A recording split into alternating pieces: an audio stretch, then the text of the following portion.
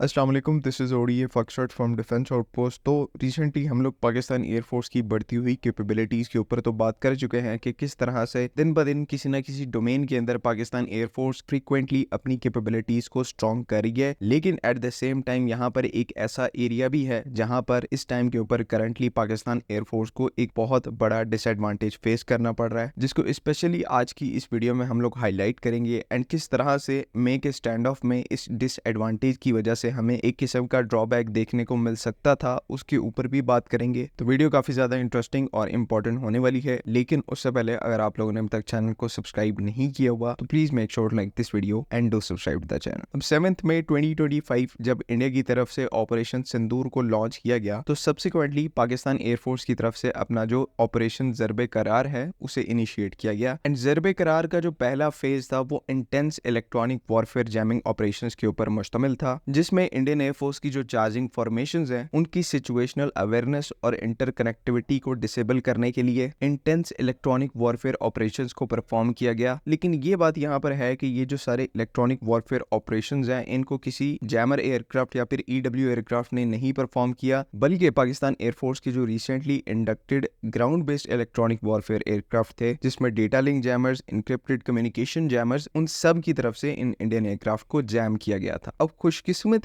पाकिस्तान और पाकिस्तान एयरफोर्स की सबसे बड़ी ये थी, ये जो पूरी फाइट है, मेन फाइट इंडिया के साथ उसी एओआर के अंदर हुई, एरिया ऑफ रिस्पॉन्सिबिलिटी के अंदर हुई, जहां पर पाकिस्तान एयरफोर्स ने पहले से अपने ground based electronic warfare systems को डिप्लॉय किया हुआ था, जो कि नॉर्दर्न पंजाब और आजाद कश्मीर वाली साइड का एओआर था। वहां पर मेन इंडियन एयरफोर्स और पाकिस्तान एयरफोर्स की स्कर्मिश हुई एंड वहीं पर फॉर्चुनेटली पाकिस्तान एयरफोर्स ने ज्यादातर अपने जो इलेक्ट्रॉनिक वॉरफेयर यूनिट्स हैं ग्राउंड बेस्ड उनको डिप्लॉय किया हुआ था। अब सिचुएशन खराब हो सकती थी बिकॉज ये जो ground based electronic warfare systems होते हैं या ओवरऑल किसी भी टाइप के इलेक्ट्रॉनिक वॉरफेयर सिस्टम्स होते हैं, इनकी एक स्पेसिफिक रेंज होती है जिसमें ये अपनी इलेक्ट्रॉनिक अटैक की कैपेबिलिटी को परफॉर्म कर सकते हैं। सो जो हमारे ground based electronic warfare system थे वो एक तो एक जगह पर प्लेस थे, वहां से मूव करना उनका बहुत ज्यादा मुश्किल था, मींस कि मोबिलिटी का फैक्टर उनके साथ नहीं था। एंड दूसरा एक लिमिटेड रेंज के साथ आते थे, लिमिटेड रेंज तक अपनी इलेक्ट्रॉनिक अटैक की कैपेबिलिटीज को परफॉर्म कर सकते थे। सो यही जो मेन फाइट इंडियन एयरफोर्स और पाकिस्तान एयरफोर्स के दरमियान 7 मई को हुई, ये किसी और एरिया ऑफ रिस्पॉन्सिबिलिटी में हुई होती, सिंध वाली साइड पे हुई होती या किसी ऐसे एरिया में हुई होती जहां पर हमारे ground based electronic warfare systems की कवरेज ना होती, तब वहां पर पाकिस्तान एयरफोर्स को एक बहुत बड़ा डिसएडवांटेज फेस करना पड़ता। इवन इंडियन एयरफोर्स के जो फाइटर एयरक्राफ्ट हैं वो हमारे एयरक्राफ्ट को लॉक करके वेपन फायरिंग की कंडीशन में होते अगर उस दिन हमारे पास इलेक्ट्रॉनिक वॉरफेयर का कवर ना होता, या फिर ये जो पूरी फाइट है ये किसी और एरिया के अंदर होती जहां पर हमारे इलेक्ट्रॉनिक वॉरफेयर इफेक्टिव ना होते। तो ऐसी ही सिचुएशंस को काउंटर करने के लिए किसी भी मॉडर्न एयरफोर्स के अंदर एक capable stand of electronic warfare या फिर इलेक्ट्रॉनिक अटैक एयरक्राफ्ट होना, एरियल प्लेटफॉर्म होना बहुत ज्यादा जरूरी है। जिस तरह से जब ऑपरेशन स्विफ्ट रिटॉर्ट फरवरी 2019 के वाकयात हुए तब पाकिस्तान एयरफोर्स की सर्विस में DA-20 कन्वेंशनल जैमर एयरक्राफ्ट मौजूद था, जिसने बहुत excellently through out the conflict perform किया। लेकिन इस एयरक्राफ्ट के साथ मसला क्या हुआ कि with the introduction of AESA technology,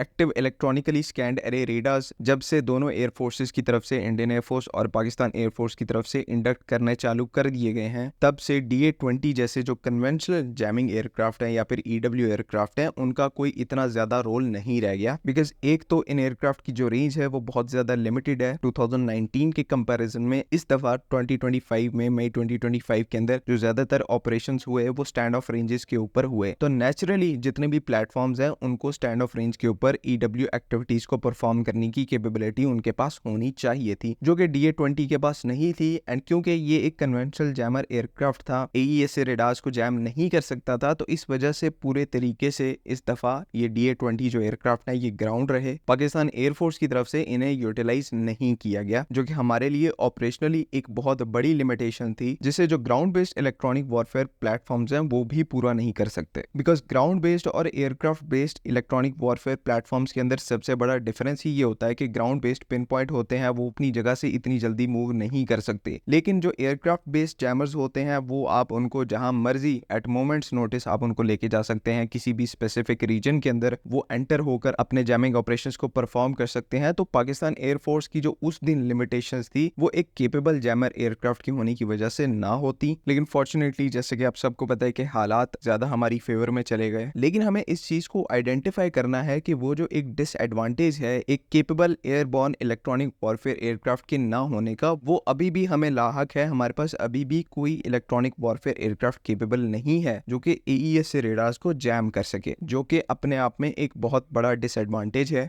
even though हमने DA-20 एयरक्राफ्ट की फ्लीट को रिप्लेस करने का प्लान बना लिया है, जिसके तहत हम तुर्की से उनके जो हवा SOJ स्टैंड ऑफ जैमर्स हैं उनको अक्वायर कर रहे हैं, लेकिन मसला यहाँ पर ये है कि हमारी नेग्लिजेंस की वजह से ये जो हमारी एक्विजिशन है ये बहुत ज्यादा लेट हो गई। आइडियल कंडीशंस में हमें चाहिए यहाँ पर ये था कि 2019 के फौरन बाद जब से इंडियन एयरफोर्स की तरफ से राफेल एयरक्राफ्ट को अक्वायर किया गया, तभी हमें तुर्की से इन एडवांस जैमर को अक्वायर करने का जो प्रोसेस है उसको स्टार्ट कर देना चाहिए था, जो कि हम नहीं कर पाए। आई डोंट नो उसमें हमारे पास फंड्स का इशू था या कोई भी इशू था, लेकिन वो एक प्लेटफॉर्म तुर्किश हवा SOJ जिसको पाकिस्तान एयरफोर्स में अभी तक इंडक्ट हो जाना चाहिए था, लेकिन वो एयरक्राफ्ट जो है वो नहीं हो पाया। एंड 7 मई 2025 को इस हिसाब से अगर सर्कमस्टेंसेस थोड़ा भी ऊपर नीचे होते तो पाकिस्तान एयरफोर्स के लिए आउटकम जो थे वो नेगेटिव में जा सकते थे, जिसका साइकोलॉजिकली हमारे ऊपर बहुत बुरा असर पड़ता। फॉर्चुनेटली सर्कमस्टेंशियल बेसिस के ऊपर ऐसा नहीं हुआ, लेकिन कैपेबिलिटी अभी भी हमारे पास एक एयरबॉर्न इलेक्ट्रॉनिक वॉरफेयर एयरक्राफ्ट की लैक करती है, जिसे यहाँ पर इमरजेंसी बेसिस के ऊपर फुलफिल करने की रिक्वायरमेंट है। बिकॉज आपको कोई आइडिया नहीं है कि दुश्मन की तरफ से दोबारा से अग्रेशन का सिलसिला जो है वो कब शुरू हो जाएगा। ऐसे में ये जो क्रिटिकल एरियाज हैं स्पेशली इलेक्ट्रॉनिक वॉरफेयर डोमेन के, इनके अंदर कैपेबिलिटी अपग्रेडेशन जो है वो बाकी प्लेटफॉर्म्स की निस्बत ज्यादा तेजी से होना चाहिए। एंड होपफुली पाकिस्तान एयरफोर्स इस डोमेन को बेटर अंडरस्टैंड करके फिर इससे रिलेटेड रेसिप्रोकल स्टेप्स जो है उनको इनिशिएट करेगी। उम्मीद है कि यहाँ पर तमाम चीजें क्लियर हैं।